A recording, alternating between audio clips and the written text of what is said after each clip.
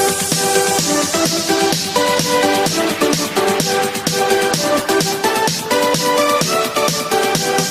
बच्चों, मैं आपकी हिंदी शिक्षिका आज इस वीडियो के माध्यम से फिर एक बार उपस्थित हूँ।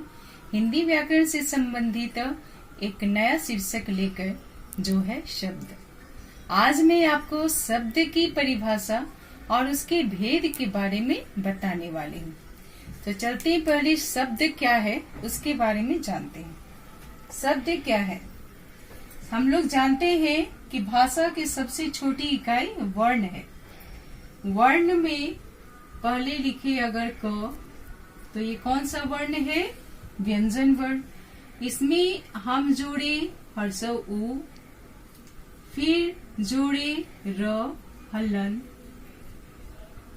जम अ, फिर जोड़े दंत श हलन जम ई। तो अगर इन वर्णों को जोड़कर एक शब्द बनाते हैं, वो शब्द होते हैं कुर्सी। कौन सा शब्द बना? कुर्सी। यानी वर्णों को जोड़े तो एक शब्द बना। कौन सा बना? कुर्सी।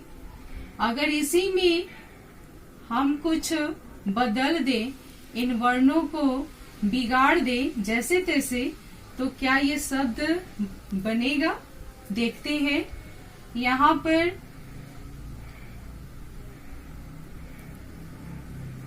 दंत श लिख दिए, यहाँ पर दीर्घ ई लिख दिए, यहाँ पर र लिख दिए, यहाँ पर अ लिख दिए। तो अब देखिए क्या बनेगा? कु सी और र। क्या ये कोई शब्द है? कुसीर नहीं ना। तो ये शब्द नहीं कहलाएगा और ये शब्द कहलाएगा, क्योंकि ये शब्द कैसे हैं? सार्थक है। यानी कुर्सी कहने से कुर्सी एक अर्थपूर्ण शब्द निकलता है जिस पर हम लोग बैठते हैं। तो वर्णों को जब भी जोड़ेंगे तो सार्थक रूप से जोड़ेंगे ताकि उसका कोई अर्थ प्रकट हो। जैसे तैसे जोड़ेंगे तो ये शब्द नहीं कहलाएगा। तो इस प्रकार शब्द की परिभाषा होगी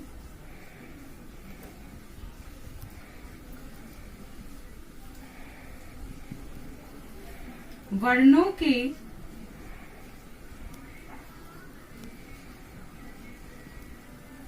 स्वतंत्र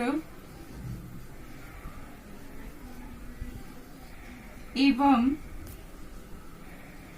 सार्थक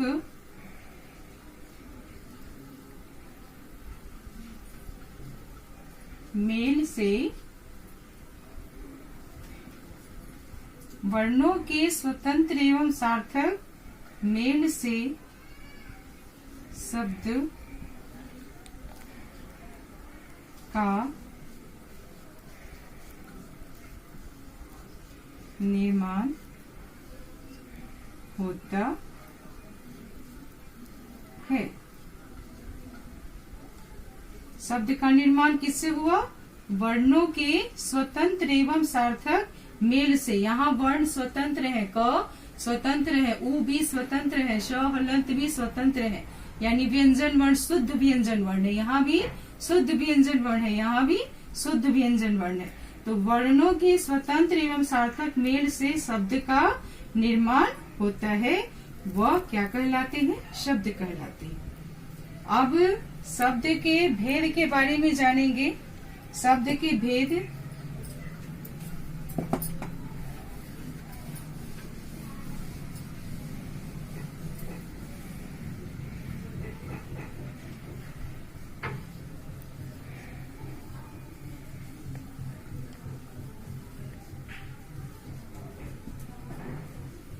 पहला भेद, शब्द के भेद चार आधार पर है। चार आधार पर पहला देखेंगे, पहला है अर्थ के आधार पर।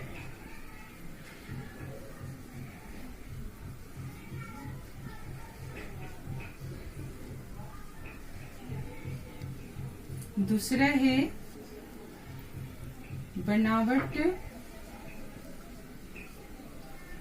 या रचना के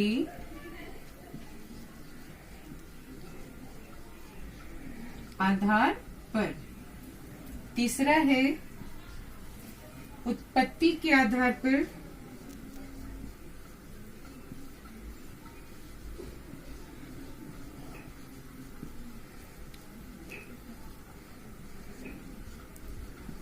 और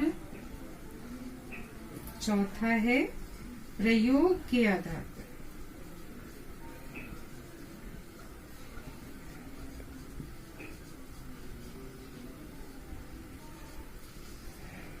अब बारी बारी से इनके बारे में जानेंगे। सबसे पहले जानेंगे अर्थ के आधार पर। अर्थ के आधार पर शब्द के दो भेद हैं। पहला है सार्थक और दूसरा है निरर्थक। सार्थक शब्द यानी वैसे शब्द जिनका कोई न कोई अर्थ निकलता है। जिस शब्द का कोई न कोई अर्थ हो वह शब्द सार्थक शब्द कहलाता है। जैसे ले लीजिए पुस्तक, पुस्तक ये भी हमारा सार्थक शब्द है। फिर ले लीजिए कलम, ये भी हमारा सार्थक शब्द है। यानी वैसे शब्द जिनका कोई अर्थ हो वो सार्थक शब्द कहलाते हैं। और निरर्थक यानी बिना अर्थ के वैसे शब्द जिनका कोई अर्थ प्रकट नहीं होता, कोई अर्थ नहीं निकलता, वैसे शब्द निरर्थक शब्द कहलाते हैं। जिसका प्रयोग सार्थक शब्द के साथ भी कभी कभी होता है। जैसे चाय वाय। घर में अगर मेहमान आते हैं तो हम लोग बोलते हैं जरा मेहमान के लिए चाय वाय लाओ। तो चाय सार्थक शब्द है लेकिन वाय निरर्थक शब्द है और इसका प्रयोग सार्थक शब्द के साथ हो रहा है लेकिन वाय का अर्थ नहीं होता। जबकि चाय, जो चाय हम लोग पीते हैं वो चाय सार्थक हो गया और वाय निरर्थक हो गया। इसी तरह बोलते हैं पानी वानी, पानी वानी लाओ भाई, प्यास लगी है तो पानी वानी लाओ। पानी तो समझ में आता है लेकिन वानी का कोई अर्थ नहीं होता। तो पानी शब्द सार्थक है और वाणी शब्द निरर्थक है। तो निरर्थक और सार्थक के अर्थ के आधार पर शब्द के दो भेद हैं। पहला सार्थक और दूसरा निरर्थक। सार्थक शब्द यानी वैसे शब्द जिनका अर्थ स्पष्ट हो वो सार्थक शब्द है और निरर्थक यानी वैसे शब्द जिनका अर्थ स्पष्ट न हो वो शब्द निरर्थक शब्द है। अब देखेंगे बनावट के और रचना के आधार पर। बनावट या रचना के आधार पर शब्द के तीन भेद हैं। कितने हैं? तीन भेद।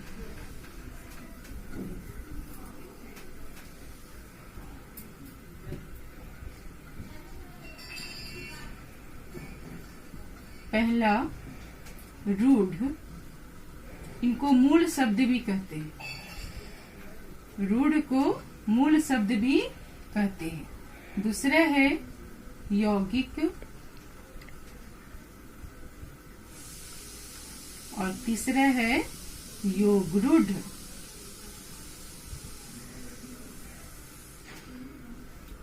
रूढ़ शब्द, यौगिक शब्द, योगरूढ़ शब्द।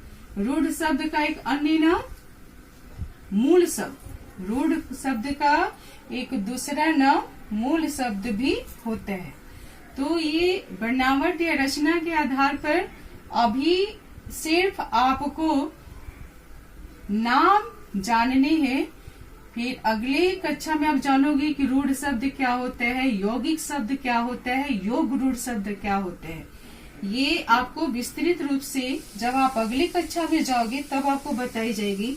अभी के लिए सिर्फ आपको नाम याद रखने हैं कि बनावट या रचना के आधार पर शब्द के कितने भेद होते हैं। तो आप कहेंगे बनावट या रचना के आधार पर शब्द के तीन भेद होते हैं।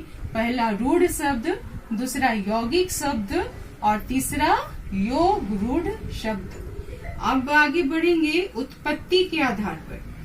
तो उत्पत्ति के आधार पर शब्द के 4 प्रकार बताए गए। उत्पत्ति के आधार पर शब्द के 4 प्रकार बताए गए हैं। पहला है तत्सम, दूसरा है तद्भव, तीसरा है देशज और चौथा है विदेशज। यहाँ देशज शब्द को देसी भी बोल सकते हैं। देशज शब्द को देसी यानी वैसे शब्द जिनकी उत्पत्ति हमारे देश में हुई है, वैसे शब्द देशज कहलाती है। और विदेशज यानी वैसे शब्द जो विदेशी भाषाओं से हमारी भाषा में आए हैं, वैसे शब्द विदेशज शब्द कहलाते हैं। तो ये उत्पत्ति के आधार पर शब्द के 4 प्रकार बताए गए हैं। पहला है तत्सम यानी संस्कृत के शब्द, संस्कृत से संबंधित जो भी शब्द है जो ज्यों के त्यों हिंदी में ले लिया गया है वो तत्सम कहलाता है। उसका बिगड़ा हुआ रूप तद्भव कहलाता है। फिर आपका तीसरा देशज है और चौथा विदेशज है। तो उत्पत्ति के आधार पर शब्द के 4 प्रकार बताए गए हैं। कौन कौन? तत्सम, तद्भव, देशज, विदेशज। तो ये हो गए उत्पत्ति के आधार पर शब्द के 4 भेद। अब आगे बताएंगे प्रयोग के आधार पर शब्द के कितने भेद होते हैं। प्रयोग के आधार पर शब्द के 2 भेद बताए गए। पहला है विकारी शब्द, पहला विकारी शब्द और दूसरा है अविकारी शब्द, दूसरा है अविकारी शब्द। विकारी शब्द यानी वैसे शब्द जिनमें परिवर्तन होता है, जिनमें लिंग का असर, जिन पर वचन का असर प्रभाव पड़े, उन शब्दों को विकारी शब्द कहते हैं। यानी इनका रूप बदल जाता है। जबकि अविकारी शब्द जिनका रूप नहीं बदलता। अब कौन कौन से शब्द हैं जो विकारी शब्द में आते हैं देखेंगे। सबसे पहले है संज्ञा, संज्ञा आपका विकारी शब्द में आता है। फिर है सर्वनाम, फिर है क्रिया, फिर है विशेषण।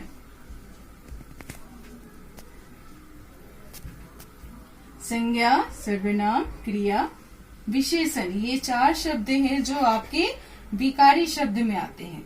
अविकारी शब्द में कौन कौन से हैं जो अविकारी शब्द हैं? इसमें है पहले क्रिया विशेषण,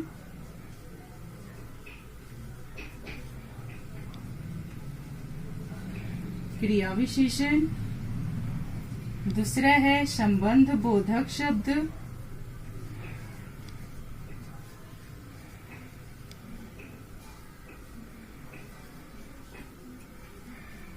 तीसरा है समुच्चय बोधक शब्द,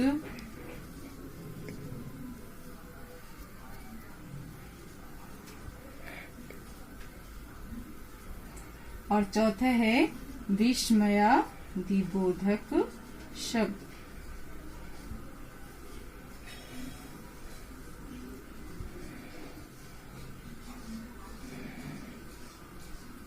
ये विकारी शब्द और ये अविकारी शब्द। विकारी शब्द में संज्ञा, सर्वनाम, क्रिया और विशेषण, ये 4 विकारी शब्द है। अविकारी शब्द में है आपके क्रिया विशेषण, संबंध बोधक शब्द, समुच्चय बोधक शब्द और विस्मयादिबोधक शब्द। ये प्रयोग के आधार पर शब्द के 2 भेद बताए गए हैं। पहला शब्द विकारी और दूसरा अविकारी। विकारी यानी जिसमें परिवर्तन होता हो और अविकारी जिसमें परिवर्तन न हो, वैसे सब अविकारी शब्द कहते। तो ये थे शब्द के भेद। शब्द के भेद 4 आधार पर बताए और कौन कौन है उनके नाम भी हमने बताए। अब है कि शब्द एक वर्ण से भी बनते हैं। कैसे?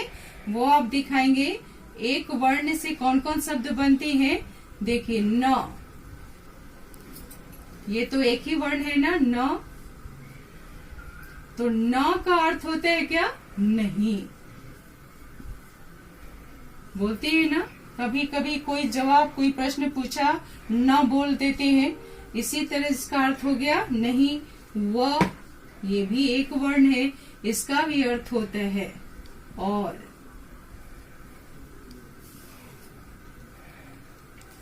वह और ये एक वर्ण से निर्मित शब्द है। अक्सर बोलते हैं लोग कि दो या दो से अधिक वर्णों के सार्थक मेल को शब्द कहते हैं, लेकिन यहाँ एक वर्ण से भी शब्द बनते हैं। ये अगर इसकी परिभाषा अगर एक या एक से अधिक बोले तो वो ज्यादा अच्छा रहता है। एक या एक से अधिक वर्णों के सार्थक मेल से शब्द का निर्माण होता है। दो या दो से अधिक नहीं, एक या एक से अधिक। तो एक वर्ण से निर्मित शब्द है, दो वर्ण से निर्मित शब्द होते हैं, जैसे फल है, जल है, नल है।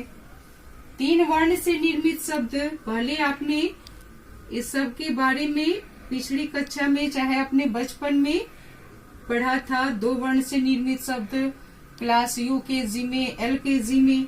तीन वर्ण से निर्मित शब्द जैसे नयन, कमल, फिर कलम, ये सब तीन वर्ण से निर्मित शब्द है। चार वर्ण से निर्मित शब्द भी आपने पढ़ा, जैसे कटहल, फिर अजगर,